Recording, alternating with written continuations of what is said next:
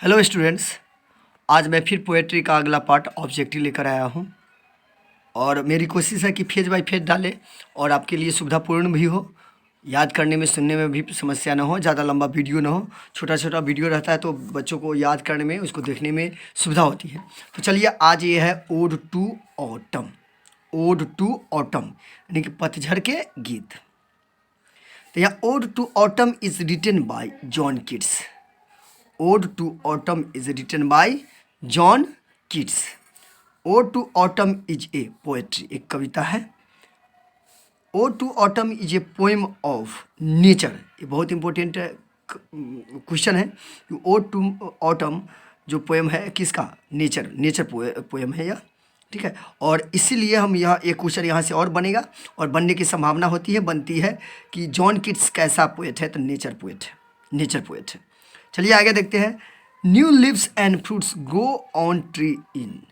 New leaves and fruit grow on trees in. कब? नए पत्ते और फल निकल आते हैं पेड़ पर। कब? तो ऑटम में। तो ऑप्शन यहाँ बी हो गया option. Dot dot twitter in the sky. The swallows, इस कविता से लिया गया लाइन है। Swallows twitter in the sky. Swallows चिड़िया चहचहाती है आकाश में। The swallows twitter in the sky. Autumn is the close friend of the maturing. ये ऑटम बहुत घनिष्ठता रहती है क्या चीज़ से? तो सन से। Autumn is the close friend of the maturing sun. तो सन ऑप्शन होगा। Autumn starts after the departure of. Autumn जो होता है पतझड़ ऋतु किस ऋतु के समाप्त होने के बाद शुरू होती है? तो समर यानी गर्मी के समाप्त होते ही ऑटम शुरू हो जाता है। जॉन किट्स वाज बर्न इन 1795। 1795 में जॉन किट्स का जन्म हुआ था। John Keats died in the year. John Keats की मृत्यु 1821 ईस्वी में हुई थी। 1821 में। चलिए आगे देखते हैं।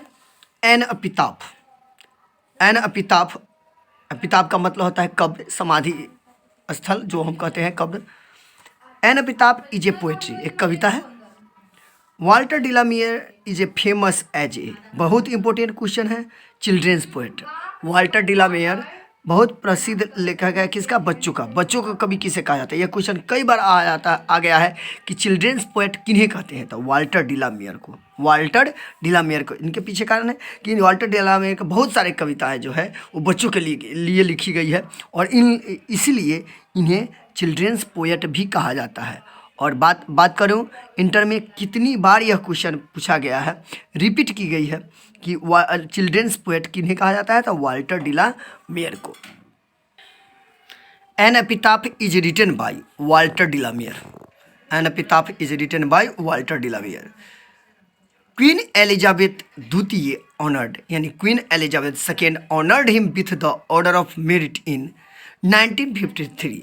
यहाँ ये जो क्वेश्चन है, ये क्वेश्चन 3 तरीक़ा से पूछा जाता है कि वाल्टर डिलामियर को कौन सा अवार्ड या रिवार्ड दिया गया था? तो ऑर्डर ऑफ मेरिट। और कब दिया गया था? तो 1953 ईस्वी में। कब दिया गया था? 1953 ईस्वी में।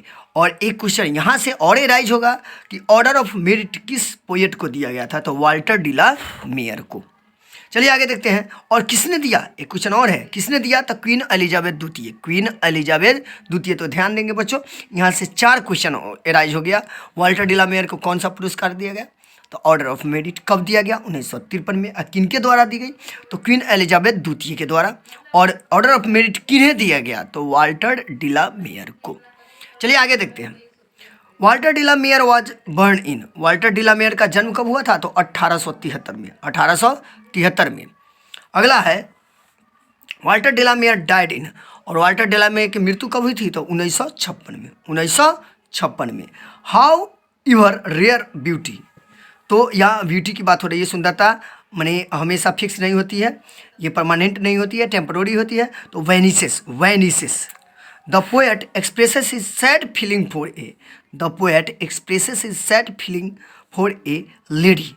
a lady.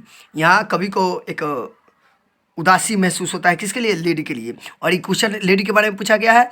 वह लेडी कहाँ के थी? तो बेस्ट कंट्री के। कहाँ के थी वह लेडी? बेस्ट कंट्री के थी। तो बच्चों इसमें मात्र 2 चैप्टर का ऑब्जेक्टिव हम डाले हैं।